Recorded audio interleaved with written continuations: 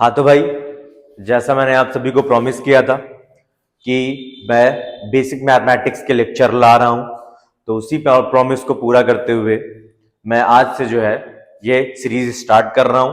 एकदम मजे के साथ स्मूथली पूरा का पूरा बेसिक मैथमेटिक्स कवर करेंगे और साथ साथ में आप अपने मॉड्यूल भी सॉल्व करते हुए चलिएगा, मैं आपके डाउट्स क्लियर करते हुए चलूंगा। बस कुछ ही लेक्चर्स में जो है आप एकदम मैथमेटिक्स की जितनी भी बेसिक चीजें वो सारी की सारी सीख जाएंगे। तो सबसे पहले तो आज मैं शुरू करना चाहूंगा, आप लोगों को बताना चाहूंगा कि मैथमेटिक्स है क्या। बेटा, मैथमेटिक्स एक लैंग्वेज है।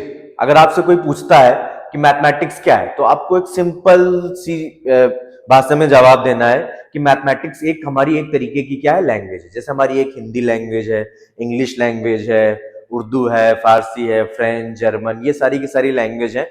वैसे ही मैथमेटिक्स भी एक तरीके की लैंग्वेज है, लेकिन ये लैंग्वेज जो है ना बहुत ही स्पेशल लैंग्वेज है। ये इस लैंग्वेज की दूसरी लैंग्वेजेस से जो है बात ही अलग है। अच्छा, ऐसा क्या है इस लैंग्वेज में खास बात? जैसे आप दूसरी लैंग्वेजेस का यूज करते हो किसी के साथ इंटरेक्ट करने के लिए, जैसे हम लोग हिंदी बोलते हैं तो क्या करते हैं, दो पर्सन्स के बीच में कम्युनिकेशन का काम कर रहा है कि नहीं कर रहा है। बेसिकली एक पर्सन के जो थॉट हैं, जो बिलीव्स हैं, जो एक्सप्रेशन है, जो इमोशन है, वो दूसरे पर्सन तक पहुंचाने का काम कौन करता है? लैंग्वेज काम करती है। एक आदमी के थॉट, एक्सप्रेशन, बिलीव, इन सबको ट्रांसफर करने के लिए ताकि दूसरा पर्सन समझ पाए। वैसे ही मैथमेटिक्स भी एक ऐसी लैंग्वेज है जो हमारा इंटरेक्शन करवाती है हमारे पूरे के पूरे यूनिवर्स के साथ। अगर आज हम ह्यूमन बींग्स को हमारे यूनिवर्स के साथ हमें कोई इंटरेक्शन करना है, उससे कुछ सीखना है, उसके लॉस को हमें जानना है, उसके साथ इंटरेक्ट करना है, तो हम कौन सी लैंग्वेज का यूज करेंगे? तब आप क्या करोगे? मैथमेटिक्स नाम की लैंग्वेज का यूज करोगे। ठीक है, तो मैथमेटिक्स सिंपली क्या है? एक लैंग्वेज है जिसमें कुछ साइंस होते हैं, कुछ नंबर्स होते हैं, न्यूमेरिकल साइंस होते हैं, कुछ ऑपरेटर्स होते हैं। इन सभी को कंबाइन करके एक लैंग्वेज बनती है, जिस लैंग्वेज को हम लोग क्या बोलते हैं? मैथमेटिक्स बोलते हैं। और इस लैंग्वेज का काम क्या होता है? हम यूनिवर्स के साथ कम्युनिकेशन स्टैब्लिश करने में करते हैं। ओके, तो अब मैथमेटिक्स में जो सबसे ज्यादा इंपॉर्टेंट है, जो सबसे बेसिक यूनिट है मैथमेटिक्स की, वो क्या है? हमारे नंबर्स। तो आज सबसे पहले हम लोग क्या करेंगे? नंबर्स के बारे में सीखेंगे कि हमारे नंबर्स टोटली कितने प्रकार के होते हैं, कैसे कैसे करके नंबर्स होते हैं। बहुत सारी चीजें आप लोगों ने 9th 10th में पढ़ रखी होंगी, उसी को जो है मैं एक बार जो है रिपीट करवाऊंगा। सबसे पहले जानते हैं कि ये सारा का सारा नंबर का सिलसिला शुरू कहां से हुआ। थोड़ा सा हिस्टोरिकल बैकग्राउंड बताऊंगा ताकि आप कनेक्ट कर पाओ चीजों को। तो सबसे पहले क्या हुआ, आप कभी इजिप्ट वाले वर्ल्ड मैप उठा करके देखेंगे तो इजिप्ट वाले रीजन में, अरेबिया वाले रीजन में, मिडिल ईस्ट में बेसिकली कहूं, दो रिवर्स थी, टिग्रिस और यूफ्रेट नाम की दो रिवर्स बहा करती थी। उनके बीच में एक सिविलाइजेशन था, जिस सिविलाइजेशन का नाम था मेसोपोटामिया सिविलाइजेशन। वहां पर फर्दर एक सिटी या फिर कह सकते हैं एक सब सिविलाइजेशन स्टैब्लिश, जिसका नाम बोलते हैं हम लोग बेबीलोन। तो जब बेबीलोन की हमारे रिसर्चर्स ने स्टडी की तो बड़ी गजब की चीज पाई वहां पर। उन्होंने देखा कि उस पूरे शहर का जो है, वो पूरा का पूरा शहर, कुछ सिंबल्स थे उनके, उन सिंबल्स का यूज करके क्या करता था? क्वांटिटीज को एक्सचेंज वगैरह करता था। ठीक है, तो मतलब वहां पर क्या था कि जैसे मान लो कि कुछ सिंबल्स पाए गए, जैसे पाई वगैरह हो गया, ये सब भी वहीं से निकले हैं, पाई हो गया, कुछ ऐसे करके सिंबल्स पाए गए। ठीक है, तो इन सिंबल्स के बेसिस पे वो लोग क्या करते थे? अपनी पूरी की पूरी मैथमेटिक्स का कैलकुलेशन करते थे। जैसे मान लो कि ये आज के जमाने का 3 रुपया हो गया, तो उस पूरे के पूरे शहर के अंदर अगर आप पाई नाम का कॉइन लेकर के जाते तो आपको उसके रिस्पेक्टिवली जो भी कमोडिटी होती आपको मिल जाती। तो वो पूरा का पूरा जो शहर था वो इन्हीं नंबर्स के बेसिस पे चल रहा था। ठीक है, ये पूरा का पूरा जो है रिसर्च की गई, पाई गई। इसके साथ साथ जैसे जैसे, अच्छा, मैथमेटिक्स ऐसा नहीं हुआ बेटा कि एक दिन में डेवलप, जैसे जैसे हम ह्यूमन बींग्स का डेवलपमेंट हुआ है वैसे धीरे धीरे क्या हुई? मैथमेटिक्स इवॉल्व हुई। ठीक है, पहले इंडिया के लोग कुछ और सिस्टम यूज करते थे, हमारे ग्रीस में कुछ और सिस्टम यूज किया जाता था। ठीक है, चाइनीज सिस्टम एक डिफरेंट सिस्टम था। ठीक है, तो वो सब क्या करते थे, अपनी ज्योग्राफिकल एरिया में इन सारे के सारे सिस्टम्स का यूज करते थे। उसके बाद जब हमारा आपस में इंटरेक्शन शुरू हुआ तो पूरे दुनिया के जो है मैथमेटिशियंस मिल करके एक स्टैंडर्ड सिस्टम स्टार्ट किया जिसको हम लोग बोलते हैं आज का नंबर सिस्टम। अब नंबर सिस्टम भी क्या हुआ, एक दिन में नहीं आ गया, ये धीरे धीरे धीरे करके क्या हुआ, इन्वॉल्व हुआ है। जैसे देखते हैं धीरे धीरे करके कैसे इवॉल्व हुआ है। सबसे पहले जो नंबर्स का इंट्रोडक्शन किया गया, जिन नंबर्स का इंट्रोडक्शन किया गया, उन नंबर्स को हम लोग बोलते हैं नेचुरल नंबर। अच्छा, नेचुरल नंबर को किससे डिनोट करते हैं? नेचुरल नंबर को हम लोग कैपिटल एन से डिनोट करते हैं। और इस नंबर के अंदर कौन से आते हैं, इनको बेसिकली हम लोग सिंपल लैंग्वेज में काउंटिंग नंबर्स भी कहते हैं। तो हमारे नेचुरल नंबर्स कहां से स्टार्ट होते हैं? 1 2 3 4 5 6 up to dash dash dash infinity. तो ये पूरा का पूरा नंबर, ये पूरा का पूरा सेट, जब भी हम किसी चीज को इन करली ब्रैकेट्स में बंद कर देते हैं और जो उसके अंदर के एलिमेंट्स उनको कॉमा से सेपरेट कर देते हैं, तो मैथमेटिक्स में ये पार्टिकुलर रिप्रेजेंटेशन कहलाने लगता है सेट। तो इन नंबर्स के सेट को हम लोग क्या बोलते हैं बेटा? नेचुरल नंबर्स से बोलते हैं। और इसको डिनोट किससे करते हैं? एन से डिनोट करते हैं। अच्छा, इसके बाद हमारे पास नेचुरल नंबर सारे के सारे थे, हमारा पूरा का पूरा सिस्टम वर्क कर रहा है। इसके बाद आप खुद ही सोचिए कि आप एक कमरे में बैठे हैं और आपको उस कमरे से बाहर निकल के चले गए। अब उस कमरे में मान लीजिए कि कोई नहीं, वो कमरा एकदम ब्लैंक है। तो अगर मैं आपसे पूछूं, अगर उस वक्त सिर्फ और सिर्फ नेचुरल नंबर एग्जिस्ट कर रहे हो, फिर मैं आपसे सवाल पूछूं कि उस कमरे में कितने लोग हैं, तो आप क्या बताओगे? भाई नंबर्स के सहारे अगर आपको उस चीज को डिफाइन करना हो तो आप नहीं डिफाइन कर सकते हो। इसलिए मैथमेटिशियन ने क्या किया, एक और पार्टिकुलर कैटेगरी बनाई जिसको हम लोग होल नंबर बोलते हैं। होल नंबर बोलते हैं। होल नंबर को किससे डिनोट करते हैं बेटा? W से डिनोट करते हैं। और इसमें बस क्या काम करते हैं, इस वाली सीरीज में बस 0 को ऐड कर देते हैं, तो जो हमारा नया सेट मिल जाता है, इस पूरे के पूरे सेट को हम लोग क्या कहने लगते हैं? होल नंबर कहने लगते हैं। ऐसे ही अब जब क्रेडिट डेबिट का सिस्टम स्टार्ट हुआ, बस मैं क्या कर रहा हूं, एक फिजिकल रिलेवेंस बताते हुए चल रहा हूं इन सारी की सारी चीजों का। इसके बाद के जो नंबर्स मैथमेटिशियन ने ऐड किया उसको हम लोग बोलते हैं बेटा इंटीजर्स बोलते हैं। जब डेबिट और क्रेडिट का सिस्टम स्टार्ट हुआ तो भाई जो है मान लीजिए कि आपने पैसे कमाए और आपने किसी से पैसे उधार लिए, तो देखो दोनों पैसों का क्या है, नेचर अलग है। एक पैसे आपने खुद कमाए, एक पैसे आपने उधार लिए। एक पैसे में आपके पास लायबिलिटी है और एक पैसे आपने मेहनत करके कमाए। तो इस नेचर को डिफाइन करने के लिए पॉजिटिव नेगेटिव का कॉन्सेप्ट इंट्रोड्यूस किया। तो उसके लिए एक कैटेगरी बनाई गई इंटीजर नंबर की। इंटीजर नंबर को 2 सिंबल से डिनोट करते हैं, एक तो आई और दूसरा जेड से भी डिनोट करते हैं। और अच्छा, इंटीजर्स में हमारे कौन कौन से नंबर्स आ जाते हैं? पहली बात तो सारे के सारे होल नंबर आते हैं। इसके साथ साथ कुछ हमारे जितने नेचुरल नंबर थे उन सबको निगेटिव साइन के साथ इसमें ऐड कर दो, तो ये जो पूरा का पूरा नया सेट बनता है, इस पूरे के पूरे सेट को हम लोग क्या बोलते हैं? इंटीजर्स बोलते हैं। क्लियर हुआ कि नहीं हुआ? अच्छा, इंटीजर में भी जो है अगर आप ध्यान से देखो तो ये पूरी की पूरी कैटेगरी 0 से लेकर के इंफिनिटी तक की क्या कहलाती है? हमारी non negative integers. Non negative integers कहलाते हैं। अगर आप 1 से लेकर के इंफिनिटी तक कहोगे तो इसको हम लोग क्या बोलते हैं बेटा? पॉजिटिव इंटीजर्स कहते हैं। 1 से अगर इंफिनिटी तक के, बेसिकली आप अगर नेचुरल नंबर्स को ले लो तो आप कह सकते हो ये पॉजिटिव इंटीजर का सिंबल, पॉजिटिव इंटीजर इसको कहेंगे। और इसको डिनोट कैसे करते हैं? आई प्लस से डिनोट करते हैं। वैसे ही अगर आप यहां 0 से लेकर के माइनस इंफिनिटी तक के नंबर्स को काउंट करोगे तो इनको बोलेंगे non positive numbers, non positive integers. और अगर आप -1 से लेकर के माइनस इंफिनिटी तक ट्रीट कर रहे हो तो इसको हम लोग बोलते हैं बेटा निगेटिव इंटीजर्स। निगेटिव इंटीजर्स को कैसे डिनोट किया जाता है? आई के ऊपर माइनस साइन लगा देते हैं, तो ये हमारे क्या बन जाते हैं? निगेटिव इंटीजर्स बन जाते हैं। अच्छा, इंटीजर्स के बाद ठीक है, फर्दर जब नंबर का सब कैटेगराइजेशन करना हुआ, फर्दर सब डिवाइड करना हुआ, तो एक और कैटेगरी बनाई गई नंबर्स की जिसको हम लोग बोलते हैं rational number. Rational number, rational number को किससे डिनोट करते हैं बेटा? हम क्यू से डिनोट करते हैं। अब रेशनल नंबर की डेफिनेशन आपको ध्यान से सुननी है।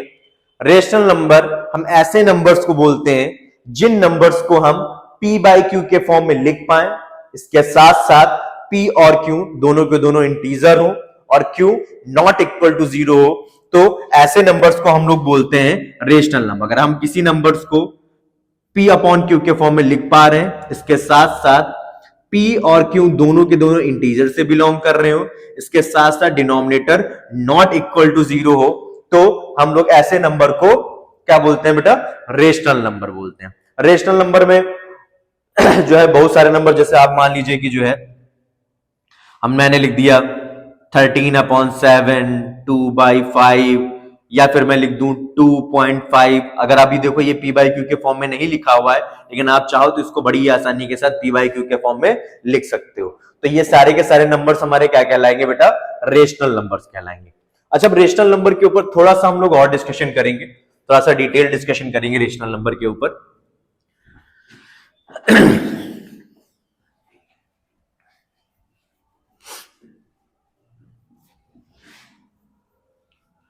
हाँ तो भाई, जो हमारे रेशनल नंबर होते हैं, ये रेशनल नंबर हमारे दो तरीके के होते हैं। एक तरीके के रेशनल नंबर को हम लोग बोलते हैं टर्मिनेटिंग टाइप रेशनल नंबर, और दूसरे टाइप के रेशनल नंबर को हम लोग बोलते हैं repeating type rational number. Terminating type and repeating type. Terminating type rational number किसको मैं बोल रहा हूं? देखो, जैसे मान लो कि कोई नंबर p बाई क्यू के फॉर्म में लिखा हुआ है, आपने उसको डेसिमल फॉर्म में लिखा, और डेसिमल फॉर्म में लिखते हुए जब आप डिवाइड कर रहे हो तो वो एक पार्टिकुलर पॉइंट के बाद मान लीजिए टर्मिनेट हो गया। जैसे मान लीजिए कि मैं लिख रहा हूं 7/2, आप इसको डेसिमल फॉर्म में लिखिए तो देखिए क्या हो जाएगा 3.5। 5 के बाद क्या फर्दर ये आगे जा रहा है, तो देखिए 5 के बाद ये टर्मिनेट हो गया। तो ऐसे रेशनल नंबर्स को हम लोग क्या बोलते हैं? टर्मिनेटिंग टाइप रेशनल नंबर्स बोलते हैं। रिपीटिंग टाइप हमारे रेशनल नंबर्स कौन से होते हैं? जैसे मान लीजिए कि मैंने लिख दिया है 7/3 लिख दिया। अगर आप इसको डिवाइड करेंगे तो देखिए 2 3 6 हो जाएगा, पॉइंट लगेगा, उसके बाद 3 3 3 3 3 आता चला जाएगा कि नहीं आता चला जाएगा। इसको शॉर्ट फॉर्म में आप लोग लिख सकते हैं 2.3 बार लिख सकते हैं। तो आपको आइडिया लग रहा है, देखिए ये वाला जो नंबर था हमारा, ये डेसिमल के बाद टर्मिनेट हो गया था, बट ये वाला नंबर देखिए डेसिमल के बाद टर्मिनेट ही नहीं हो रहा है। तो इस वाले नंबर को हम लोग रिपीटिंग टाइप रेशनल नंबर बोलते हैं, और इस टाइप के रेशनल नंबर को हम लोग क्या बोलते हैं बेटा? टर्मिनेटिंग टाइप रेशनल नंबर बोलते हैं। Repeating type and terminating type. यहां तक क्लियर हो गया कि नहीं हो गया? इसके आगे बढ़ते हैं। अच्छा, अभी तक जो है जब रेशनल नंबर तक मैथमेटिशियन ने पूरे के पूरे नंबर्स को डिफाइन कर दिया, रेशनल नंबर तक की कैटेगरी बना दी, तो उनको भैया लगा कि ना कि अब इस दुनिया के जितने भी नंबर्स है ना, हमने सारे के सारे नंबर्स को डिफाइन कर दिया। तो उन्होंने क्या कर दिया? इन नंबर्स की मैपिंग कर दी। इन नंबर्स की मैपिंग क्या कर दी? एक स्ट्रेट लाइन के ऊपर इन सारे के सारे नंबर्स को प्लॉट कर दिया। कैसे प्लॉट कर लिया? ये हमारी नंबर लाइन हो गई।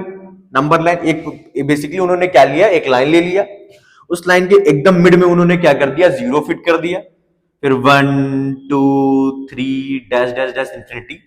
यहां पर आ जाएगा -1 -2 -3 डैश डैश -1।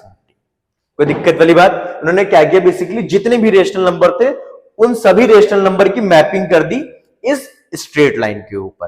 तो जो हमें ये नया फिगर दिख रहा है, इस नए फिगर को हम लोगों ने क्या बोला? नंबर लाइन बोला। क्लियर हुआ कि नहीं हुआ? अच्छा, जब उन्होंने मैपिंग वगैरह कर दी, पूरा का पूरा सिस्टम अपना बना दिया, तो मैथमेटिशियन को लग रहा था कि इस दुनिया के अब जितने भी नंबर्स हैं वो सारे के सारे नंबर्स हमने डिफाइन कर दिए हैं, और जो है अब कोई फर्दर कैटेगराइजेशन की जरूरत नहीं पड़ेगी। तब भैया जो है उनको एक पागल आदमी मिल गया। अच्छा, पागल आदमी मिल गया, उसने बोला मैथमेटिशियन की आप दुनिया की किसी भी नंबर को p बाई क्यू के फॉर्म में लिख देंगे? मैथमेटिशियन ने कहा हम लिख देंगे। अच्छा भाई, तो फिर जो है उस पागल आदमी ने जो है पेन उठाया है और लिखना नंबर शुरू कर दिया है 2.334348921002255777777890 0201 लिखता ही गया, लिखता ही गया, लिखता ही गया, 4-5 साल लिखता ही गया, खत्म ही नहीं कर रहा है। अब फिर मैथमेटिशियन के पास आया 4 साल बाद कि बोला भैया इस नंबर को आप पी बाई क्यू के फॉर्म में लिखो। अब मैथमेटिशियन देख करके बड़े हैरान परेशान कि भैया इसने तो इतने सारे नंबर्स लिख दिए, अब अगर मुझे इसको पी बाई क्यू के फॉर्म में लिखना भी है तो पहले मैं यहां पर डिनोमिनेटर लगाऊंगा, फिर देखूंगा कि डेसिमल के बाद कितने नंबर हैं, फिर उतने जीरो में फर्दर बढ़ाऊंगा। तो एक और थॉट आया, मान लो कि ये नंबर कभी इंड ही ना हो रहे हो तो क्या कभी इस नंबर को पी बाई क्यू के फॉर्म में लिखा जा सकता है? तब आप इस नंबर को पी बाई क्यू के फॉर्म में लिख ही नहीं पाओगे। तो एक नई कैटेगरी बनाई गई, इर्रेशनल नंबर जिसको हम लोग बोलते हैं, एक फर्दर नई कैटेगरी बनाई गई इर्रेशनल नंबर नाम की। अच्छा, इर्रेशनल नंबर को किससे डिनोट करते हैं? Complement of rational number, Q के ऊपर सी लगा देते हैं।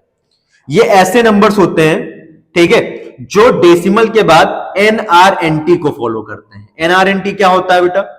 Non repeating and non terminating. हाँ भाई, तो ऐसे नंबर्स जो डेसिमल के बाद एनआरएनटी को फॉलो करते हैं, ऐसे नंबर्स को हम लोग क्या बोलते हैं? इर्रेशनल नंबर बोलते हैं। एनआरएनटी का मतलब होता है नॉन रिपीटिंग, नॉन टर्मिनेटिंग। ऐसे रेशनल नंबर, ऐसे नंबर्स जो डेसिमल के बाद ना तो रिपीट हो रहे हो ना तो टर्मिनेट हो रहे हो, ऐसे नंबर्स को हम लोग इर्रेशनल नंबर्स बोलते हैं। ठीक है, अच्छा, इर्रेशनल नंबर्स क्या भाई? आप लोगों को मैं कुछ स्टैंडर्ड एग्जांपल्स बताता हूं। जैसे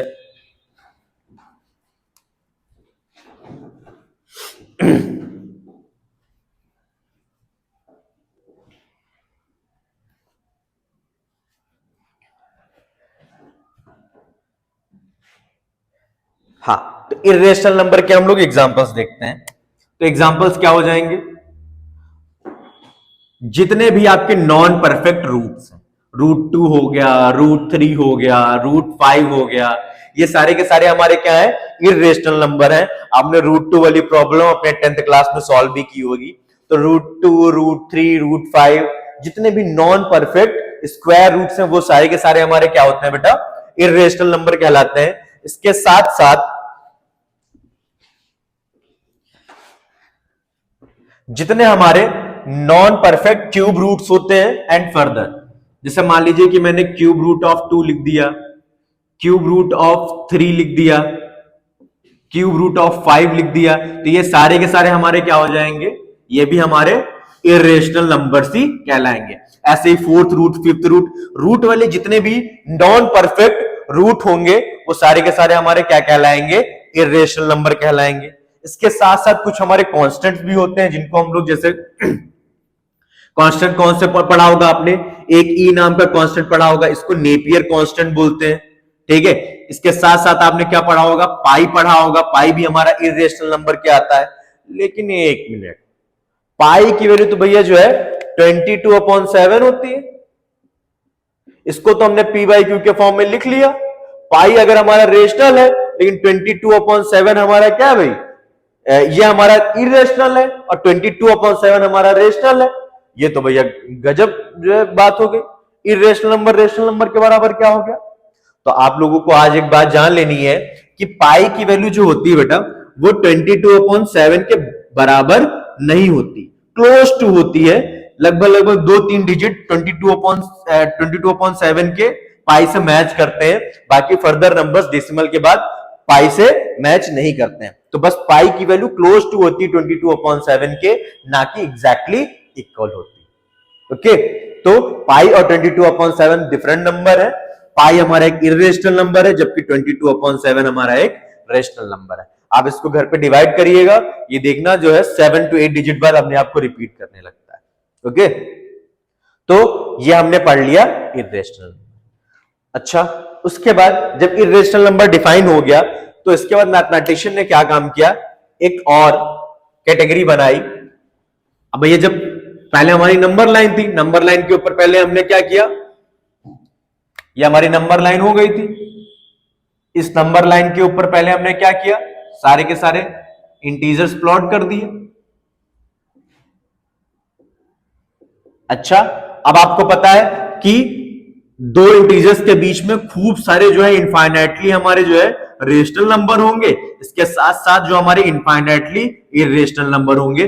तो अब जाकर के ये पूरी की पूरी रियल नंबर लाइन जो है डिफाइंड हुई। तो आपको क्या पता चला, रेशनल और इरेशनल दोनों डिफरेंट चीजें हैं कि नहीं? तो इन दोनों को कंबाइन करके एक ऐसी कैटेगरी बनाई गई जो पूरी की पूरी रियल नंबर, रियल लाइन को डिफाइन कर सके, उसको हम लोगों ने बोला रियल नंबर बोला। एक ऐसी कैटेगरी जो पूरी की पूरे नंबर लाइन के जितने भी नंबर्स हैं उन सबको कंबाइन करके एक कैटेगरी बनाई गई जिसको हम लोग रियल नंबर बोलते हैं। रियल नंबर को कैपिटल आर से डिनोट करते हैं। और रियल नंबर हम लोग किसको बोलते हैं? सिंपल सी चीज, रेशनल और इरेशनल दोनों का यूनियन कर दो तो जितने भी नंबर्स होंगे वो हमारे क्या कहलाएंगे? Real number.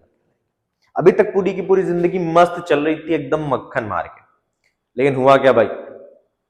एक दिन फिर पागल आदमी भटक गया और उसने बोला जरा जरा जो भैया है मुझे इसकी वैल्यू पता करके बताओ कि क्या हो।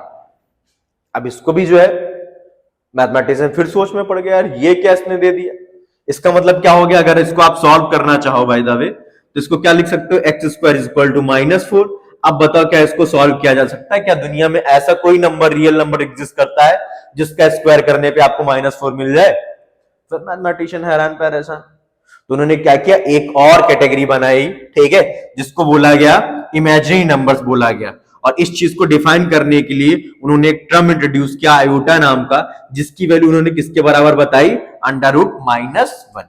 अब अगर आप इसको सॉल्व करोगे तो x की वैल्यू आप +-2i लिख सकते हो, क्योंकि 2i का स्क्वायर आप जब करोगे तो ये क्या हो जाएगा? 4i² हो जाएगा। अच्छा, i की वैल्यू √-1 तो i² की वैल्यू -1 के बराबर हो जाएगी, तो ये क्या हो जाएगा? 4 × -1, देखो -4 आ गया। तो x की वैल्यू क्या आ जाएगी? +-2i आ जाएगी यहां से। तो इसके लिए क्या किया गया, इस पार्टिकुलर चीज को सॉल्व करने के लिए एक और कैटेगरी इंट्रोड्यूस की गई इमेजिनरी नंबर नाम की। तो इसको हम लोग इमेजिनरी नंबर से, ये हमारे इमेजिनरी नंबर हो गए। अच्छा, अब रियल नंबर के ऊपर भी तो चीजें आ गई कि नहीं आ गई? तो उस नंबर को जिसमें इमेजिनरी नंबर्स भी आ सके, एक नई कैटेगरी बनाई गई जिसको हम लोग बोलते हैं कॉम्प्लेक्स नंबर। अच्छा, कॉम्प्लेक्स नंबर को किससे डिनोट करते हैं? सी से भी करते हैं या फिर शॉर्ट फॉर्म में जेड बनाते हैं और जेड के ऊपर ऐसे डैश मार देते हैं। यह हमारा कॉम्प्लेक्स नंबर का डिनोशन हो गया। कॉम्प्लेक्स नंबर बेसिकली कैसे लिखा होता है? a+ib के फॉर्म में लिखा। तो ये अभी तक हमने क्या पढ़ लिए? सारे के सारे टाइप के नंबर्स पढ़ लिए जितने भी अभी तक दुनिया में एग्जिस्ट कर, ठीक है। तो एक बार जो है ओवरव्यू कर लेते हैं। सबसे पहले हमने क्या पढ़ा? नेचुरल नंबर पढ़ा। फिर नेचुरल नंबर के पिताजी हमें कौन मिले? होल नंबर मिले। फिर होल नंबर के पिताजी का क्या नाम था भाई? इंटीजर्स। इंटीजर्स के पिताजी का क्या नाम था भाई? Rational number. फिर रेशनल नंबर के पिताजी थे इरेशनल नंबर, या फिर रेशनल नंबर के भाई थे? रेशनल नंबर के भाई थे हमें एक मिले भैया, जिनको हम लोगों ने क्या बोला? इरेशनल बोला। और फिर जब फर्दर हमने इन दोनों को कंबाइन किया तो हमें रियल नंबर मिला। फिर रियल नंबर का भी एक भाई था इमेजिनरी नंबर। फिर जब रियल और इमेजिनरी दोनों नंबर्स को हमने कंबाइन किया तो हमें एक और कैटेगरी मिली जिसको हम लोगों ने बोला कॉम्प्लेक्स नंबर। क्लियर हुआ कि नहीं हुआ भाई? ठीक है, तो ये पूरा का पूरा जो है मैंने नंबर सिस्टम जो है बना दिया है। अब जो है हमने नंबर्स के बारे में जान लिया। अब कुछ हमारे स्पेशल टाइप के नंबर्स होते हैं, उनके बारे में जरा जो है हम लोग जान लेते हैं। इसको आप फर्दर जो है अपनी कॉपी में अच्छे से नोट्स बनाते हुए वीडियो पॉज करके चलिएगा, ताकि सारी की सारी चीजें जो है क्लियर होती रहे।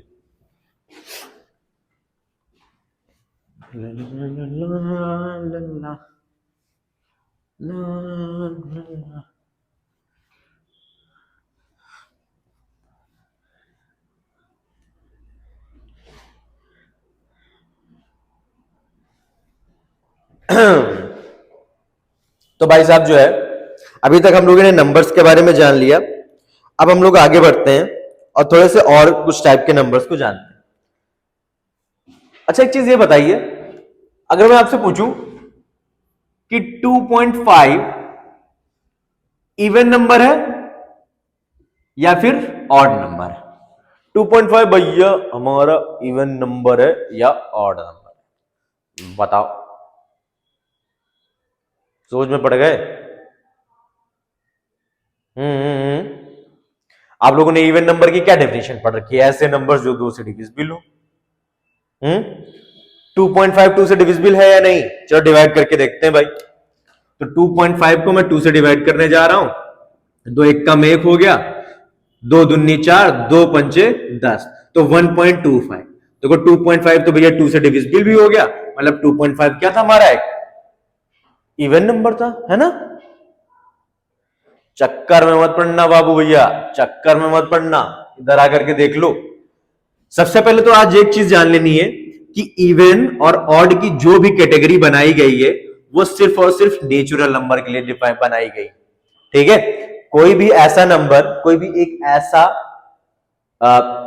नेचुरल नंबर, आपको ऐसे नहीं बोलना ऐसे नंबर जो 2 से डिविजिबल हो, आपको ऐसे बोलना एक ऐसा नेचुरल नंबर जो 2 से डिविजिबल हो, ऐसे नेचुरल नंबर्स को हम लोग क्या बोलते हैं?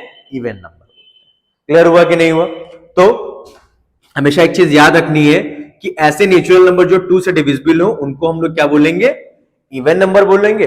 और बेसिकली कह सकते हैं नेचुरल नंबर भी नहीं, आप बोल दो सिंपली होल नंबर। ऐसे होल नंबर जो 2 से डिविजिबल हो उन नंबर्स को हम लोग क्या बोलते हैं बेटा? तो इवन नंबर बोलते हैं। और जो नंबर ऐसे होल नंबर जो 2 से डिविजिबल ना हो उनको हम लोग क्या बोलेंगे बेटा? Odd number. तो हमेशा याद रखना कि इवन नंबर और ऑड नंबर की जो कैटेगरी बनाई गई है, ठीक है, वो किसके लिए बनाई गई है? सिर्फ और सिर्फ होल नंबर के लिए बनाई गई है। अच्छा, इंटीजर्स में भी हम लोग डिफाइन करते हैं, लेकिन इंटीजर्स के अंदर कैसे डिफाइन करते हैं? जैसे आपसे मैं पूछूं कि 4 क्या है, तो आप बोलोगे ये हमारा इवन नंबर है। 5 क्या है हमारा? ये हमारा क्या है? ऑड नंबर है। लेकिन जैसा अगर जैसे मैंने यहां पर डिफिनेशन बोली कि इवन और ऑड तो सिर्फ और सिर्फ किसके लिए डिफाइंड है? होल नंबर के लिए डिफाइंड है। तो अगर मैं फर्दर आपसे कोई क्वेश्चन पूछूं कि बताइए भाई -4 जो है हमारा इवन है कि ऑड है? तो -4 जो है वो हमारा इवन नंबर जरूर नहीं है, लेकिन इसको हम लोग बोलते हैं मैथमेटिक्स में क्या बोलेंगे? इसको इवन इंटीजर बोलेंगे। क्या बोलेंगे इसको? Even integer. तो जब हम इंटीजर में इसी कैटेगरी को 2 से डिविजिबिलिटी वाली कंडीशन को इंक्रीज कर देते हैं, मतलब एक्सपैंड कर देते हैं, यही वाला फॉर्मूला लगा देते हैं 2 से डिविजिबिलिटी वाला, तो उन नंबर्स को हम लोग क्या बोलते हैं फर्दर? फिर इवन इंटीजर, ऑड इंटीजर बोलते हैं। क्लियर हुआ कि नहीं हुआ? तो अगर मैं आपसे पूछता हूं 5 क्या है, इवन नंबर या ऑड नंबर, तो भैया आप बोलोगे ऑड नंबर। अगर मैं पूछूं -5 क्या है, तो आप बोलोगे एक ऑड इंटीजर है, ना कि ऑड नंबर। क्लियर हुआ कि नहीं हुआ? तो यहां पर मुझे लगता है कि आपको इवन और ऑड बहुत ही अच्छे से समझ में आ गया है। इसके बाद आगे बढ़ते हैं प्राइम नंबर के ऊपर।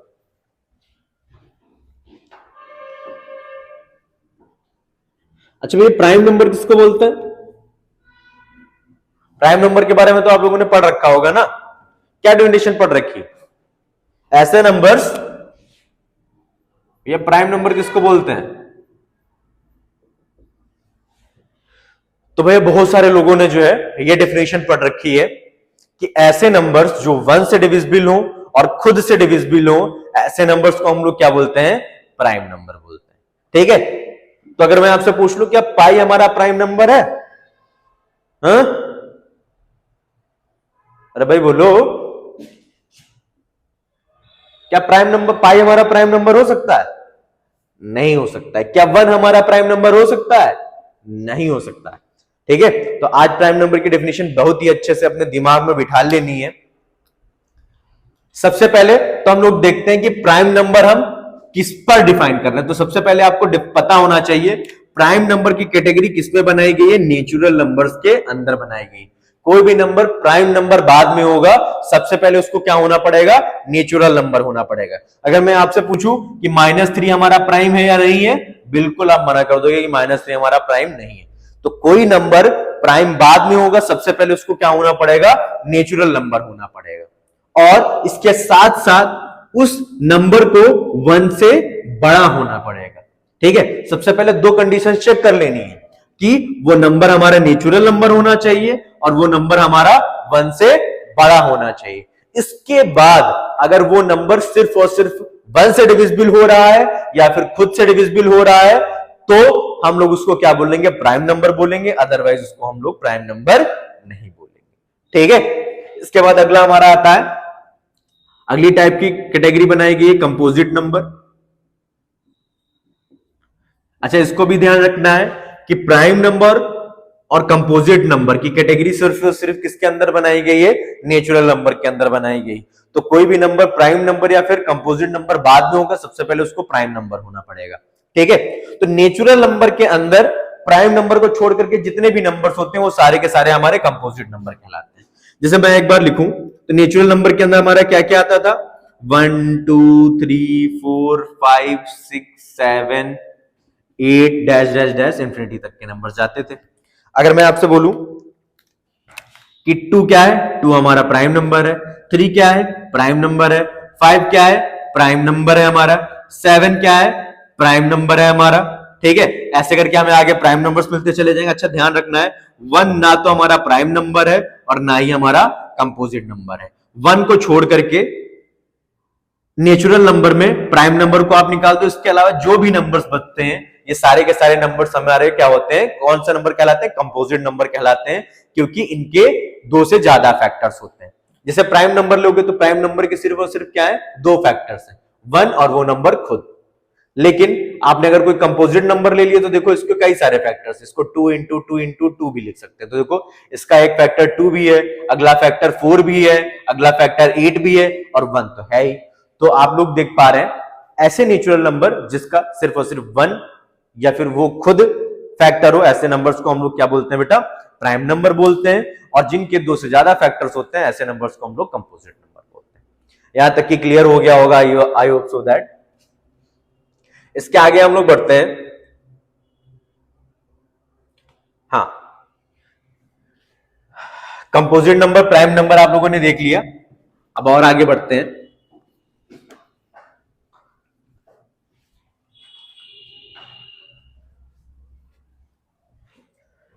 दो तरीके के और हमारे प्राइम नंबर्स होते हैं। सबसे पहले हम लोग क्या बोलते हैं, को प्राइम नंबर्स आपने सुना होगा, या फिर इसको मैथमेटिक्स में रिलेटिव प्राइम नंबर भी बोलते हैं। ठीक है, तो को प्राइम या फिर रिलेटिव प्राइम नंबर हम लोग देखते हैं किसको बोलते हैं। सबसे पहले तो ये चीज जान लेते हैं कि को प्राइम रिलेटिव प्राइम नंबर किसी एक पार्टिकुलर नंबर को नहीं बोलेंगे बल्कि एक पेयर को बोलेंगे। जैसे मान लो कि ए और बी, अगर मुझे किसी को को प्राइम बोलना है तो मैं पूरे के पूरे एक पेयर को को प्राइम बोलूंगा, ना कि पार्टिकुलरली एक नंबर को। अब कौन से 2 नंबर्स को मैं को प्राइम बोलूंगा, जैसे मान लो कि एक नंबर मेरा ए है, एक नंबर बी, अगर इन दोनों नंबर्स में 1 के अलावा कोई भी कॉमन फैक्टर नहीं है, मतलब 1 के अलावा इस दुनिया में कोई भी ऐसा नंबर एग्जिस्ट नहीं करता है जो ए और बी को एक साथ डिवाइड करे, तो ऐसे पेयर को हम लोग क्या बोलेंगे, को प्राइम नंबर बोलेंगे। जैसे मैं बोलूं 2,3,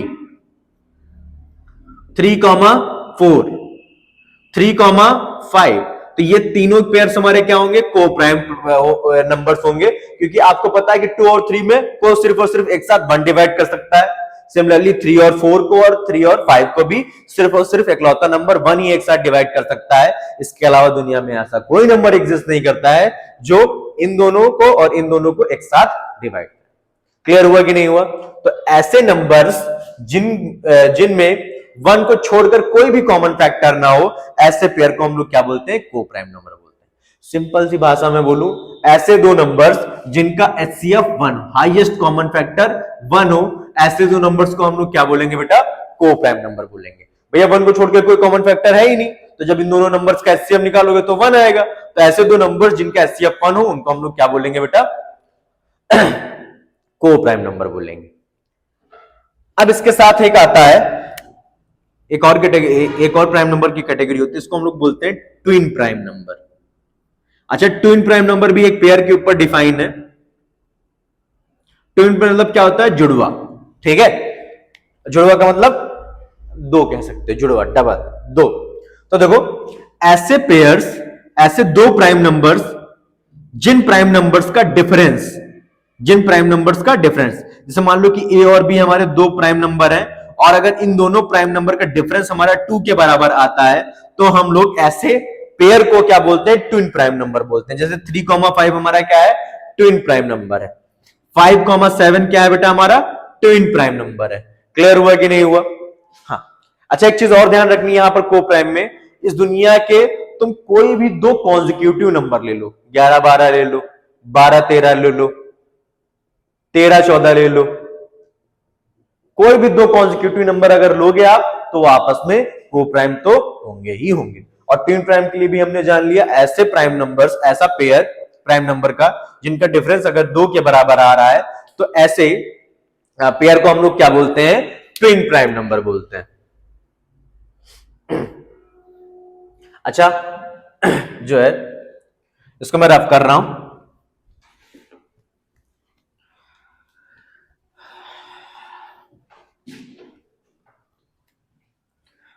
तो अभी तक हम लोगों ने पूरा का पूरी चीजें क्या देख ली हैं। सबसे पहले मैंने आपको नंबर पढ़ाया कि क्या कितने टाइप के नंबर होते हैं, क्या उनके नोटेशंस होते हैं। फिर उन नंबर्स के अंदर फर्दर कौन कौन सी कैटेगरी होती है, नेचुरल नंबर के अंदर इवन ऑड देखा, उसके बाद हमने प्राइम देखा, फिर हमने कंपोजिट नंबर देखा, फिर हमने को प्राइम नंबर देखा, फिर हमने जो है ट्विन प्राइम नंबर देखा। तो अभी तक हम लोगों ने क्या किया, पहले नंबर्स पढ़ा, फिर उन नंबर्स के फर्दर सब कैटेगराइजेशन पढ़े। क्लियर हुआ कि नहीं हुआ? इन सारी के सारी जितने भी टाइप्स के नंबर मैंने यहां पर पढ़ाए, यकीन मानिए ये कहीं ना कहीं आपके काम आने ही आने। ठीक है, तो ये सारी बेसिक डेफिनेशंस आपको पता होनी चाहिए ताकि जब आप फर्दर प्रॉपर हमारे लेक्चर्स अटेंड करने आओ मेरे, तो मुझे वहां पर ये सारी की सारी छोटी छोटी चीजें ना बतानी पड़े। क्योंकि अगर वहां पर आप ये पूछोगे तो आपके कॉन्सेप्ट्स भी वीक होंगे और आपको फिर मजा भी नहीं आएगा हर छोटी छोटी चीज पूछने में। इससे अच्छा आप वो सारी की सारी चीजें यहीं पर सीख लीजिए, आपके लिए ही बेहतर होगा।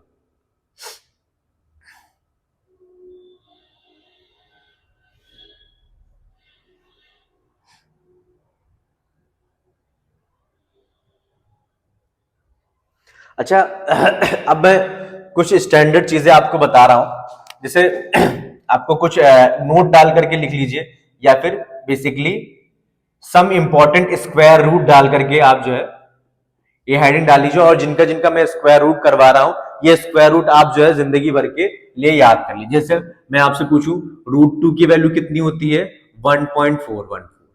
रूट 3 की वैल्यू कितनी होती है, 1.732। रूट 5 की वैल्यू कितनी होती है, 2.24। ठीक है, तो ये कुछ स्क्वायर रूट्स आपको जो है ऑलवेज रिमेंबर रखने। और बाकी आप लोग जो है एक काम करिए, 1 से लेकर के, ये आप लोगों का होमवर्क है, 1 से लेकर के 30 के बीच में हर नंबर का स्क्वायर आप लोगों को याद होना चाहिए।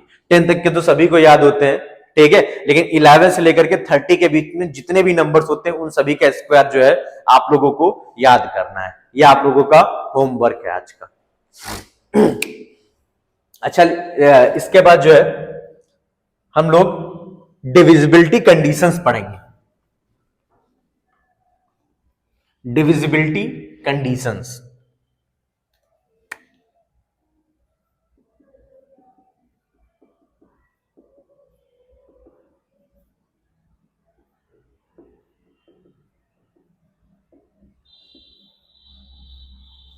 ठीक है।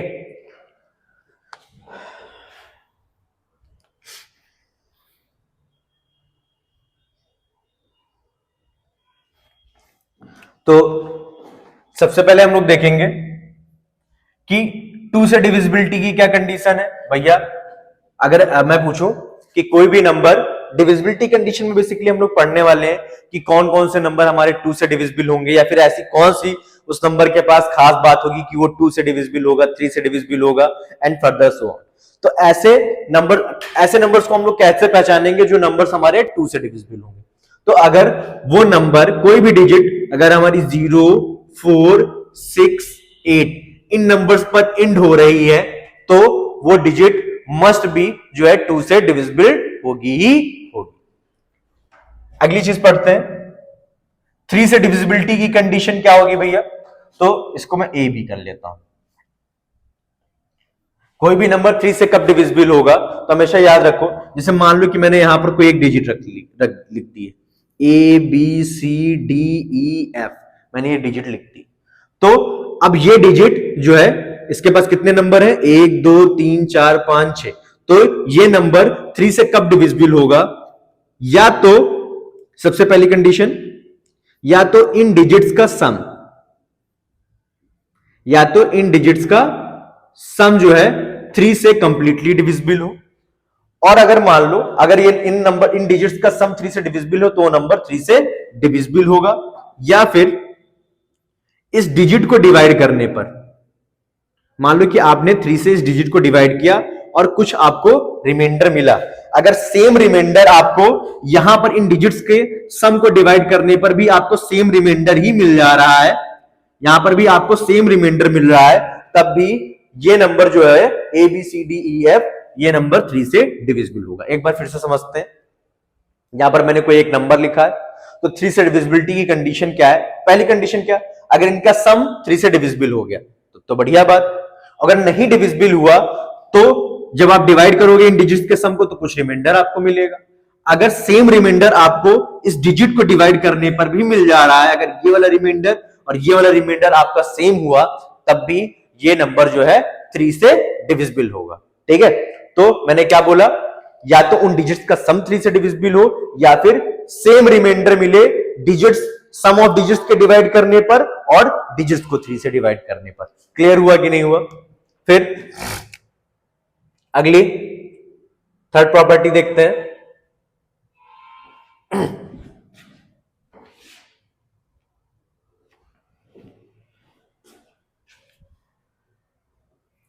4 से डिविजिबिलिटी की कंडीशन देखते हैं।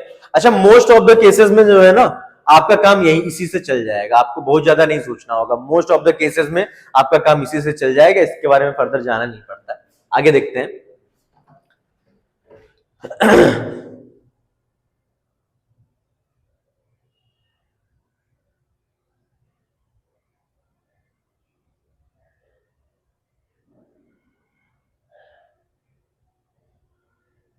ठीक है, 4 से डिविजिबिलिटी की कंडीशन देखते हैं बेटा। जैसे मान लो कि मैंने कोई भी एक नंबर लिखा A B C D E F G, इस बार ले लेते हैं।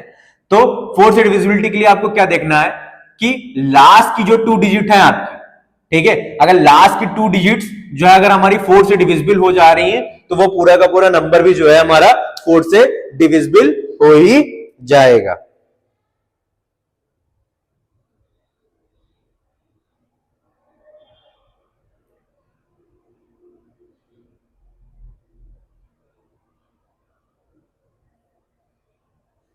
हाँ भाई, क्लियर हुआ कि नहीं हुआ?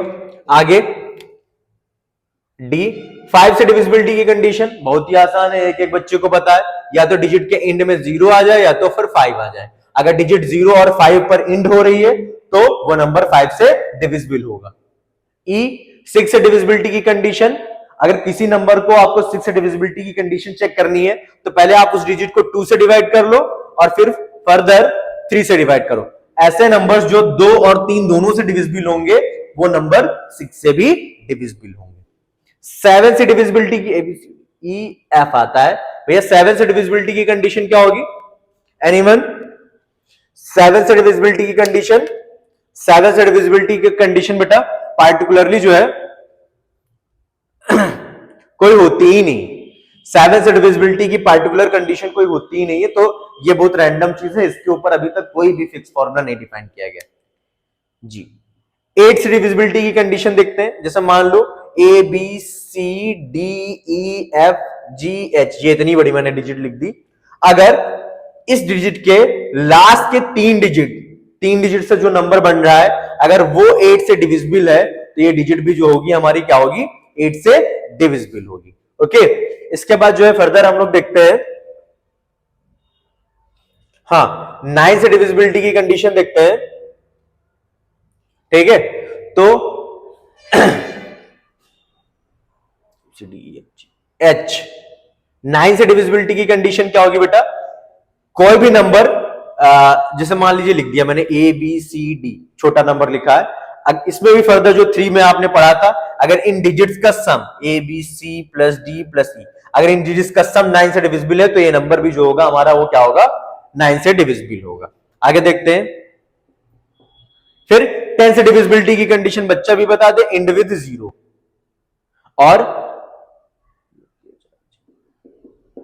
11 से डिविजिबिलिटी की कंडीशन देख लेते हैं, ये ध्यान से थोड़ा सा देखना। 11 से डिविजिबिलिटी की कंडीशन, जैसे मान लीजिए आपने कोई नंबर लिखा A plus B plus C, A B C D E F G, ये मैंने कोई एक नंबर लिखा, तो ये नंबर जो है हमारा 11 से डिविजिबल कब होगा, जरा हम लोग देखते हैं। सबसे पहले आप क्या काम करो, जो इवन प्लेसेस पे नंबर है उनको जोड़ लो, b plus D plus F. देखिए दूसरा चौथा छठा मैंने नंबर जोड़ लिया, तो sum of even place numbers में से हम लोग माइनस करेंगे sum of odd place numbers. जैसे सम ऑफ ऑड प्लेस में क्या आएगा, a plus C plus E plus G. अगर ये डिफरेंस या तो ये डिफरेंस 0 हो या तो ये डिफरेंस हमारा क्या हो, 11 से डिविजिबल। सबसे पहले हम लोग क्या काम करेंगे, इवन प्लेसेस पे जो नंबर्स आए हैं, इवन प्लेसेस पे कौन कौन से नंबर्स आए हैं, A B plus D plus F. Even places पे जो नंबर्स आए उनको जोड़ लो, ऑड प्लेसेस पे जो नंबर्स आए उनको जोड़ लो। अगर इन दोनों का डिफरेंस हमारा जो है 0 या फिर 11 से डिविजिबल है, तो 0 आ रहा है या फिर जो डिफरेंस है वो 11 से डिविजिबल है, तो ऐसे नंबर्स जो होंगे हमारे वो क्या होंगे, 11 से डिविजिबल होंगे। अदरवाइज वो नंबर्स हमारे जो होंगे 11 से डिविजिबल नहीं होंगे। तो यहां तक जो है हमने बहुत सारी छोटी छोटी चीजें सीख ली हैं। फर्दर एक और आप लोगों ने पढ़ रखा होगा, अच्छा मोस्ट ऑफ द चीजें आप लोगों ने कहीं ना कहीं 9th-10th में पढ़ी रखी होंगी, बस मैंने क्या किया उसका क्विक रिवीजन करवा लिया है। इसके आपको अच्छे से नोट्स बना लेने हैं और एक दो बार फटाफट पढ़ लेना है। बहुत कोई जो है वो चीज नहीं पढ़ाई जो आपको समझ ना आ रही हो, तो एकदम फटाफट इसके नोट्स बना लेने, और इनके ऊपर मैं कुछ क्वेश्चंस करवाऊंगा, उसको भी जो है आपको सॉल्व कर लेना है।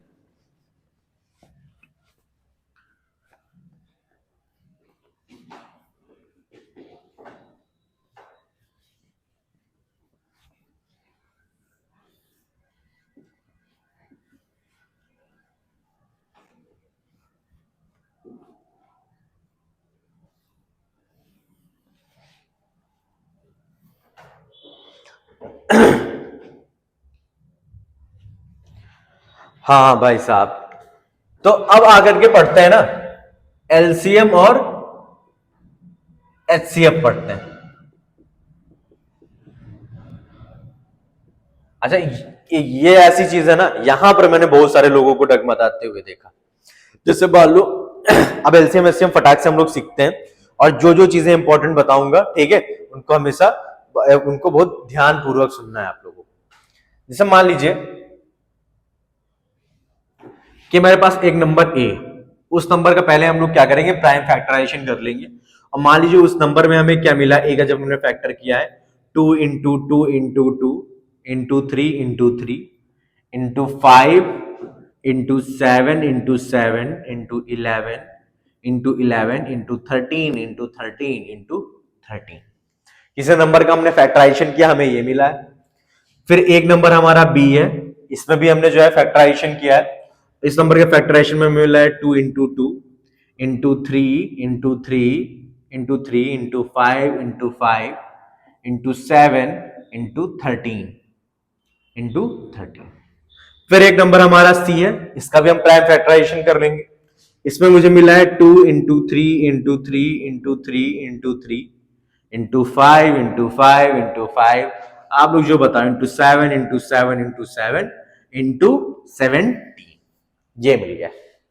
ये 3 नंबर मैंने लिख दिए, और आगे भी अगर ऐसे कोई नंबर है तो आप उनको भी फर्दर लिख सकते हैं। अब मैं बोलूं कि इन तीनों नंबर्स का मुझे एलसीएम या फिर एचसीएफ निकाल करके बता, ठीक है। ये जो भी चीज मैं बताने जा रहा हूं बहुत ही ध्यानपूर्वक सीखनी है, और जो भी मैं बता दूंगा यहां पर एलसीएम और एचसीएफ निकालने की टेक्निक, ये चाहे आपके अलजेब्रिक टर्म्स हो चाहे कोई भी चीज हो, हमेशा जो है क्या होगी, यही टेक्निक फॉलो करके आप करेंगे तो आपका आंसर ऑलवेज ट्रू आएगा। देखते हैं, तो सबसे पहले हम लोग एचसीएफ देख लेते हैं। अच्छा उसके लिए मैं क्या कर रहा हूं, इन तीनों नंबर्स को थोड़ा सा स्टैंडर्ड फॉर्मेट में लिख दे रहा हूं। कैसे, सबसे पहले मैं इसको लिख देता हूं, 2 का क्यूब है देखिए यहां पर, फिर 3 का स्क्वायर है, 5 1 टाइम आया है, 7 हमारा 2 टाइम्स आया है, 11 2 टाइम्स आया है, एंड फर्दर 13 भी हमारा 2 टाइम्स आया है। इसको भी हम लोग लिख लेते हैं, 2 हमारा 2 टाइम्स आया है, 3 हमारा 3 टाइम्स आया है, 5 2 7 1 एंड 13 फिर हमारा फर्दर 2 टाइम्स आया। अच्छा पहले वाले में 13 हमारा 3 टाइम्स आया था। लास्ट वाले नंबर्स को भी मैं इसी स्टैंडर्ड फॉर्मेट में लिख देता हूं, 2 एक बार आया है, 3 की पावर 5 है, 5 क्यूब में आया है, 7 भी हमारा क्यूब में आया है और 17। अब मान लीजिए कि इन दोनों नंबर्स का मुझे क्या लिखना है, एचसीएफ लिखना है। तो एचसीएफ क्या होता है बेटा, हाईएस्ट कॉमन फैक्टर। क्या होता है, हाईएस्ट कॉमन फैक्टर। जरा ध्यान देखो वो क्या होता है, फैक्टर, और कौन सा फैक्टर, कॉमन फैक्टर। मतलब इन तीनों नंबर्स में सबसे बड़ा कॉमन फैक्टर कौन सा मिल सकता है वो आपको निकालना है। तो उसके लिए हम लोग क्या काम करेंगे, सबसे पहले आप लोग देखिए कि कौन कौन से नंबर तीनों में आए हुए हैं। तो देखिए ए बी सी तीनों में 2 का इन्वॉल्वमेंट है, मैंने 2 लिख दिया। 3 का भी इन्वॉल्वमेंट है, 3 लिख दिया। 5 का इन्वॉल्वमेंट है, 5 लिख दिया। 7 का इन्वॉल्वमेंट है तीनों को में, उसको लिख दिया। अब देखिए 11 जो है इसमें आया है, इन दोनों में नहीं आया है। 13 इन दोनों में आया है, इसमें नहीं आया है। और 17 फर्दर इसमें आया है। तो 11, 13 और 17 में से ऐसा कोई नंबर नहीं जो तीनों में आया है, तो उसको हम लोग नहीं लिखेंगे। ठीक है, अब क्या काम करेंगे, जब आप कॉमन नंबर्स को लिख लो तो इनकी जो मिनिमम पावर है वो आपको लगाते हुए चलना है। ठीक है, 2 की पावर 3 है, 2 है, 1, तो मिनिमम पावर क्या है 2 की, 1, वो लगा देंगे। 3 की जो मिनिमम पावर इन्वॉल्वमेंट हुई है वो 2 ही हुई है, 2 लगा देंगे। 5 की मिनिमम पावर का इन्वॉल्वमेंट कितना बेटा, 1 है, वो लिख दिया। 7 की मिनिमम पावर का इन्वॉल्वमेंट कितना है, 1, वो लिख दिया। तो ये हमारा क्या हो जाएगा, ए बी सी का एचसीएफ हो जाएगा। अच्छा, अभी इन्हीं तीनों नंबर्स का आपको एलसीएम लिखना है। एलसीएम कैसे लिखेंगे, एलसीएम के लिए आपको ध्यान रखना है, एलसीएम में जो नंबर कॉमन है वो भी लिखना है, जो नंबर कॉमन नहीं है वो भी लिखने हैं, लेकिन 1 टाइम। तो कितने नंबर का टोटल इन्वॉल्वमेंट है वो लिख लेते हैं। 2 का इन्वॉल्वमेंट है, 3, 5, 7, देन 11, 13 एंड 17। इतने प्राइम नंबर्स का इन्वॉल्वमेंट है। तो तीनों को मिलाकर के जितने भी नंबर्स का इन्वॉल्वमेंट हुआ है उन सारे के सारे नंबर्स को यहां पर लिख लेना है। अब इन नंबर्स की जो मैक्सिमम पावर आने वाली है वो हम लगाते हुए चलेंगे। 2 की मैक्सिमम पावर कितनी आई है, 3, वो लगा दिया। 3 की मैक्सिमम पावर कितनी आई है, 4, वो लगा दिया। 5 की मैक्सिमम पावर 3 एंड 7 की मैक्सिमम पावर 3। 11 हमारा 2 टाइम्स आया है, 13 हमारा 2 टाइम्स आया मैक्सिमम, ये 13 हमारा 3 टाइम्स आया मैक्सिमम। तो 13 की पावर 3 एंड देन 17 की पावर 1। तो ये हमारा एलसीएम। क्लियर हुआ कि नहीं हुआ? अच्छा, ऐसे ही ये हमारा एग्जांपल नंबर 1 था। मैं एक और एग्जांपल आपको जो है करवाता हूं। ऐसे मान लीजिए है कि आपके पास फ्रैक्शंस है,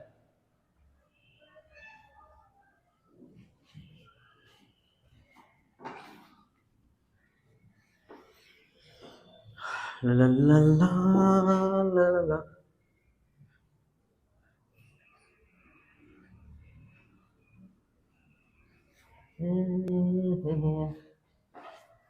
हाँ भाई, तो दूसरा एग्जांपल देखते हैं। जैसे जैसे मान लीजिए कि आपको फ्रैक्शंस के बीच में डील करना है। पहला मैं टर्म लिख रहा हूं भैया कि जो है एक्स क्यूब एक्स प्लस 1 की पावर 3, एक्स प्लस 2 की पावर 5, देन एक्स प्लस 11 की power 1001, 10,001, then again x plus 13 की पावर 10002।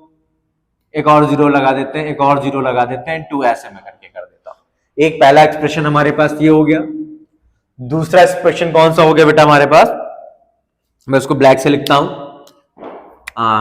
एक्स की पावर 100, देन एक्स प्लस 3 की power 10, then again x plus 11 की power 99, then again x plus 13 की power 999, then again x plus 15 की power 2। एक और expression लिख लूं, आप लिखना चाहो तो एक और लिख लेना, मैं इतने में ही बताता हूं। ठीक है, अब मान लो कि आपको एचसीएफ लिखना हुआ, तो जैसे वहां पर नंबर्स थे ना वैसे तुमको डिट्टो सेम वैसे ही ट्रीट करना है। x को एक नंबर मानना है, x प्लस 1 को दूसरा नंबर, x प्लस 2 को तीसरा नंबर। तो समझ लो कि वहां पर नंबर्स लिखे थे, यहां पर हमारे x प्लस 1, x प्लस 2 ऐसे करके चीजें आ गई। कोई घबराने वाली बात नहीं, जैसे आपने वहां पर डील किया वैसे ही डिट्टो आपको यहां पर डील कर लेना है। कैसे डील कर लेना है, एचसीएफ लिखना तो पहले देखो x इसमें भी आया, x में भी आया, x लिख दिया। x प्लस 1 इसमें आया, इसमें आया ही नहीं है। x प्लस 2 भी देखो दोनों में कॉमन नहीं, उसको भी नहीं लिखेंगे। x प्लस 11 देखो दोनों में कॉमन है, उसको लिख लिया। x प्लस 13 भी दोनों में कॉमन है, उसको भी लिख लिया। अब क्या काम करना है आपको भैया, इनके ऊपर मिनिमम पावर लगा देनी है। तो x की मिनिमम पावर का इन्वॉल्वमेंट कितना है, 3 और 100 में से 3। x प्लस 11 की मिनिमम पावर कितनी है, यहाँ पर 10,000 है, यहाँ पर 99, तो यहाँ पर 99 लिख देंगे। x प्लस 13 की मिनिमम पावर कितनी है, 999, ठीक है। तो ये हमारा क्या हो गया, एचसीएफ। अगर आपको एलसीएम लिखना है भैया, एलसीएम में जितने भी एक्सप्रेशन इन्वॉल्व है उन सभी को लिखना है। तो पहले मैं क्या करूंगा, पहले वाले के लिख लूंगा, x plus 1, x plus 2, x plus 11, x plus 13। x में ऑलरेडी लिख चुका हूं, x प्लस 3 नहीं लिखा है तो x प्लस 3 का इन्वॉल्वमेंट कर लेते हैं। x प्लस 11 भी हो चुका है, x प्लस 13 भी हो चुका है, x प्लस 15 नहीं आया है। तो देखो जितने भी एक्सप्रेशन का इन्वॉल्वमेंट था देखो मैंने यहां पर लिख दिया। अब इन सबकी हम लोग मैक्सिमम पावर लगाते हुए चले जाएंगे। x की मैक्सिमम पावर 3, x प्लस 1 की मैक्सिमम पावर 3, x प्लस 2 की मैक्सिमम पावर 5, x प्लस 11 की मैक्सिमम पावर कितनी है, देखो इन दोनों में कंपेयर कर लो, 10,001 है, ये लिख दिया।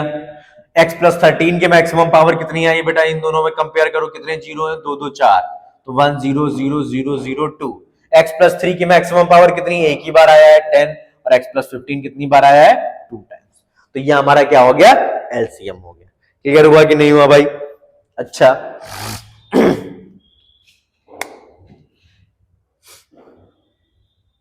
हाँ भाई, तो यहां तक हमने क्या कर लिया, नंबर्स और एक्सप्रेशन के बीच में हमने एलसीएम देख लिया निकालना। अच्छा थोड़ी सी और चीजें देख लेते हैं, थर्ड चीज इसमें पढ़ लेते हैं। थर्ड चीज क्या पढ़ लेते हैं, जैसे मान लीजिए कि एक नंबर हमारा a अपॉन बी के फॉर्म में लिखा हुआ है, दूसरा नंबर c अपॉन डी के फॉर्म में लिखा हुआ है। तो इन दोनों नंबर्स का भैया एलसीएम कैसे निकाला जाए, तो देखिए ध्यान रखिए, जब भी आपका फ्रैक्शन में चीजें हो और उसको आपको एलसीएम निकालना हो, एलसीएम ओनली, ठीक है, क्योंकि एचसीएफ इनका नहीं होगा। तो लोवेस्ट कॉमन मल्टीपल क्या होगा इनका, आपको क्या कर लेना है, न्यूमरेटर का आपको क्या कर लेना है बेटा, एलसीएम निकाल लेना है, और डिनोमिनेटर का आपको क्या कर लेना है बेटा, एचसीएफ निकाल लेना है। ठीक है, आपको ये फॉर्मूला करके आप सॉल्व करोगे तो आपका आंसर आ जाएगा। जैसे मान लीजिए कि 2/3 है, देन अगेन मेरा 4/5 है, तो मैंने इन दोनों का एलसीएम लूंगा, कितना आ जाएगा, 4 आ जाएगा, फिर इन दोनों का एचसीएफ लूंगा, 1 आ जाएगा। अब आप क्या काम करोगे, इस नंबर को इन दोनों नंबर्स का क्या हो जाएगा, ये हमारा एलसीएम हो जाएगा। ओके, अच्छा भाई, मुझे लगता है कि ये सारी की सारी चीजें थर्ड वाले स्टेप को छोड़ करके बाकी सारी की सारी चीजें अभी तक आपने कहीं ना कहीं पढ़ ली। अगर आप लोगों ने पहले ही पढ़ रखा था तो मैं आप लोगों से एक सिंपल सा जवाब पूछता हूं। जैसे मान लीजिए कि मेरे पास एक नंबर लिखा हुआ है, समझते हैं, थोड़ा सा ध्यान देना इस चीज को। एक नंबर है मेरा √2, दूसरा नंबर है √3, और मैं आपसे बोल रहा हूं कि इन दोनों ही नंबर्स का जो एलसीएम निकल करके आया है वो एलसीएम कितना निकल करके आया है, √6। तो क्या मैं सही बोल रहा हूं या फिर मैं गलत बोल रहा हूं, मैं सही बोल रहा हूं या फिर मैं गलत बोल रहा हूं? मेरा जवाब है मैं गलत बोल रहा हूं। ये स्टेटमेंट निहायत ही गलत स्टेटमेंट है। क्यों? क्योंकि सबसे पहले समझना है कि एलसीएम और एचसीएफ क्या होता है। देखिए इनके डेफिनेशन में, इनके जब नाम को आप एक्सपेंड करोगे, एलसीएम का मतलब क्या होता है, लोवेस्ट कॉमन मल्टीपल। मतलब मल्टीपल का मतलब क्या होता है कि जैसे मान लो 2 है और 3 है और इनका मैं लोवेस्ट कॉमन मल्टीपल में निकालूं, तो पहले तुम क्या करो, 2 का पहाड़ा पढ़ो, तो 2 एकम 2, 2 दूनी 4, 2 3 6, 2 चौको 8, 2 पंचे 10, ऐसे करके डैश डैश जाएगा। 3 का पहाड़ा पढ़ो, 3 के पहाड़े में आएगा 3 एकम 3, 3 दूनी 6, 3 त्रिक्का 9, 3 चौक 12, ऐसे करके बढ़ेगा कि नहीं बढ़ेगा? अब मैं आपसे पूछ रहा हूं 2 और 3 का एलसीएम क्या होगा, मतलब 2 और 3 में जो लोवेस्ट कॉमन मल्टीपल होगा। मतलब क्या हुआ कि 2 के पहाड़े में और 3 के पहाड़े में जो सबसे पहला सबसे छोटा कॉमन नंबर मिल रहा है वो कौन सा नंबर होगा? ठीक है, वो 6 है। अच्छा, इसका मतलब क्या हुआ कि जब आप 6 को 2 से डिविजिबल करोगे तो 6 2 से भी डिविजिबल हो जाएगा और फर्दर 6 3 से भी डिविजिबल हो जाएगा, और डिविजिबल होने के बाद हमें यहां पर क्या मिलेगा, एक इंटीग्रल नंबर मिलेगा। मतलब अगर हमारा 6 एलसीएम है तो वो 2 और 3 से कंप्लीटली डिविजिबल होना चाहिए कि नहीं होना चाहिए? अगर क्या हम यहां पर देखते हैं क्या हमारी कंडीशन सेटिस्फाइड हो रही है, जरा आप √6 को √2 से डिवाइड करो तो कितना आ जाएगा, √3 आ जाएगा। क्या √3 हमारा इंटीजर है? क्या √2 ने √6 को कंप्लीटली डिविजिबल कर दिया? नहीं कर पाया। और जब नहीं कर पाया तो भैया √6 हमारा जो है वो एलसीएम नहीं। समझ में आई बात की नहीं है? हाँ, तो भाई देखते हैं, कुछ नोट करके कुछ चीजें जान लेते हैं।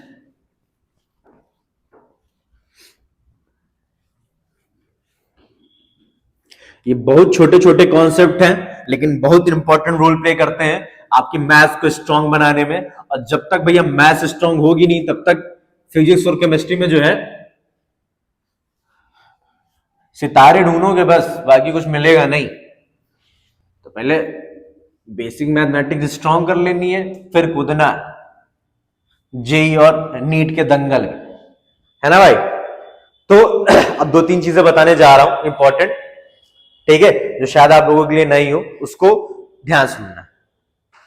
सबसे पहली चीज, अगर एचसीएफ के टर्म्स में बोले, जैसे मान लीजिए कि आपने ए और बी दो नंबर्स का एचसीएफ निकाला है और वो एचसीएफ निकल करके आया है एच, तो किसी भी नंबर एच को हम एचसीएफ तभी बोलेंगे अगर हम ए को एच से डिवाइड करें और बी को एच से डिवाइड करें और दोनों को ही डिवाइड करने पर यहां पर हमें कोई इंटीजर मिले, तभी हम लोग एच को ए और बी का जो है भैया एचसीएफ बोलेंगे, अदरवाइज एच को एचसीएफ नहीं बोलेंगे। बात करें एलसीएम की, मान लो कि आपने ए और बी दो नंबर्स का एलसीएम निकाला और एलसीएम निकल करके आता है एल, ठीक है? तो इस एल को अब हम ए और बी का एलसीएम तभी बोलेंगे जब एल को हम ए से डिवाइड करें और एल को हम बी से डिवाइड करें और दोनों से डिवाइड करने पे हमें आंसर क्या मिले, इंटीजर मिले, तभी भैया जो है हम लोग इन एल को क्या बोलेंगे, एलसीएम बोलेंगे ए और बी का, अदरवाइज हम लोग एल को एलसीएम नहीं बोलेंगे, ठीक है? इसी के बेसिस पे हम लोग क्या करते हैं, कुछ क्वेश्चंस करते हैं। अगर हमारे दो इर्रेशनल नंबर हैं और डिफरेंट फेस वाले इर्रेशनल नंबर हैं, कौन से बेटा? डिफरेंट फेस वाले दोनों के दोनों इर्रेशनल नंबर हैं, जैसे √2 और √3 आप देखो तो दोनों के दोनों क्या है, डिफरेंट फेस वाले इर्रेशनल नंबर है कि नहीं है? तो इनका एलसीएम पॉसिबल नहीं हो सकता। लेकिन डिफरेंट फेस, सेम फेस और डिफरेंट फेस का क्या मतलब हुआ? जिसे देखो मैंने लिख दिया 2√2 एंड 3√2, ठीक है? अब अगर इन दोनों का एलसीएम आप लिखो 6√2 तो ये भैया सही है। कैसे सही है? देखो इसकी शकल और इसकी शकल देखो, दोनों भाई भाई लग रहे हैं कि नहीं लग रहे हैं, ठीक है? और आप अगर कंडीशन चेक करना तो चेक कर लो, 6√2 को आप 2√2 से डिवाइड करो, √2 से √2 चला गया, 2 से 6 कैंसिल होकर के 3 आ गया। देखो भैया हमारा इंटीजर मिल गया कि नहीं मिल गया? तो सेम फेस वाले इर्रेशनल नंबर्स का एलसीएम निकाला जा सकता है, डिफरेंट फेस वाले इर्रेशनल नंबर का एलसीएम नहीं निकाला जा सकता है। क्लियर हुआ कि नहीं हुआ? जैसे अगर मैं बात करूं पाई और पाई स्क्वायर का एलसीएम क्या पाई स्क्वायर होगा? नहीं होगा, क्योंकि पाई और पाई स्क्वायर दोनों हमारे क्या है, डिफरेंट फेस वाले जो है इर्रेशनल नंबर है, तो इनका भैया एलसीएम नहीं निकाला जा सकता है, क्योंकि पाई स्क्वायर को आप पाई से डिवाइड करोगे तो आंसर आएगा पाई, पाई इंटीजर नहीं। सिमिलरली अगर मैं बोलूं पाई और 3 पाई का एलसीएम जो है 3 पाई होगा, बिल्कुल सही है। 3 पाई से आप पाई को डिवाइड करो, पाई पाई कैंसिल हो जाएगा, 3 आंसर आ जाएगा, और 3 पाई से 3 पाई को डिवाइड करोगे तो 1 आ जाएगा। तो मतलब ये भैया इस वाली कंडीशन को सेटिस्फाई कर रहे हैं ये दोनों नंबर, तो भैया वो एलसीएम। क्लियर हुआ कि नहीं हुआ? तो अभी तक हम लोगों ने क्या पढ़ा? नंबर्स पढ़े। नंबर्स के ऊपर जितने बेसिक ऑपरेशंस होते हैं वो सारे के सारे हमने पढ़ लिए। अभी थोड़ी बहुत चीजें और हैं, तो आज के लिए हम लोग इतना ही रखते हैं। मैं आप लोगों को मॉड्यूल शेयर कर दूंगा, तो उसको आप लोगों को शेयर सॉल्व करना है। जो भी डाउट्स होंगे जब हमारी ये सीरीज कंप्लीट हो जाएगी, मैं साथ साथ में भी कुछ ना कुछ डाउट बताता रहूंगा। इसके साथ साथ इनमें हम लोग एक प्रॉपर शीट का डिस्कशन करेंगे। आज के लिए इतना ही रखते हैं, धन्यवाद।